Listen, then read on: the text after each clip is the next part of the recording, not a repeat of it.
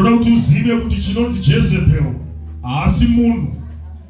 Jezebel is a spirit.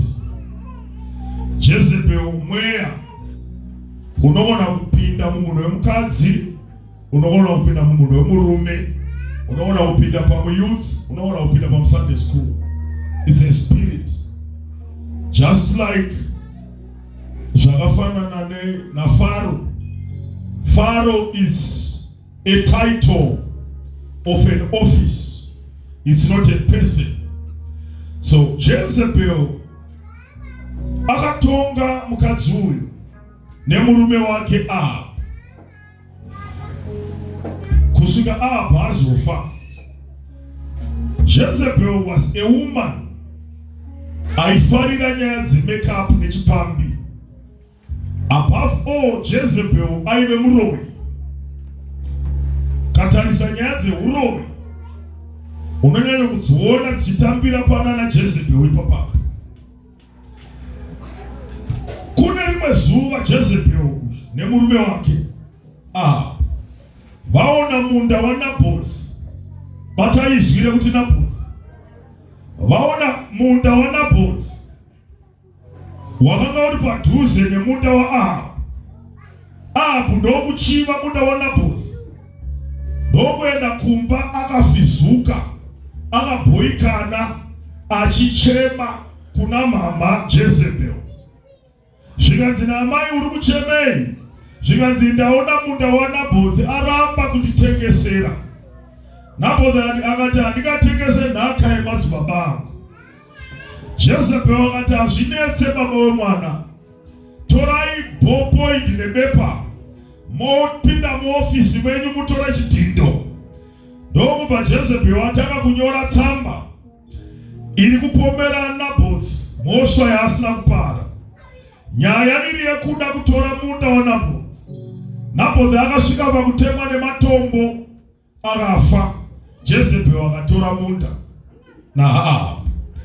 But ndinofara kuti kunyangwe madzimambai vakanga vari vakuru vevaroyi vaiita zvavaiita, Mwari airaisa anointing iri proportional to the witch iripo pamazuva aya. Zvoreva kuti pakasimuka sekuru Ndunge panofanira kusimudzwa varanda vaMwari vane nyasha dzekurwa neuroyi hwaNdunge. Ndirikunzwikawo here pano cheche yaJesu. Kumusha kwenyu kune varoyi vari kubheja kuda kutora zvamuinazvo. Asi ndinofara kuti Mwari une vaanoreisa kuti adhile neuroyi huri kumba kwenyu. Chandafarira pano kune iwewe wokumusha ikoko une zodzo raunoda kupiwa naMwari nhasi pano, richakupa simba rekunomira nevaroyi vekumusha kwenyu pound for pound. Vakati fight, iwe fight.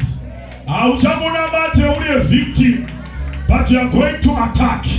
Tiri kuzodhrowa museve nhasi wadiri kuti Jezebel nevana vako, enough is enough. Makambotora minda yaNaboth, vakanga vasingagone kurwa, but hamutorere makonesi nekuti makonesi is a fighter. Hamutorere Kumurai nekuti Kumurai is a fighter. Hamutorere Mbuya Vana because Mbuya Vana is a fighter. Do I have fighters in the house? We are ready to fight. We are ready to fight.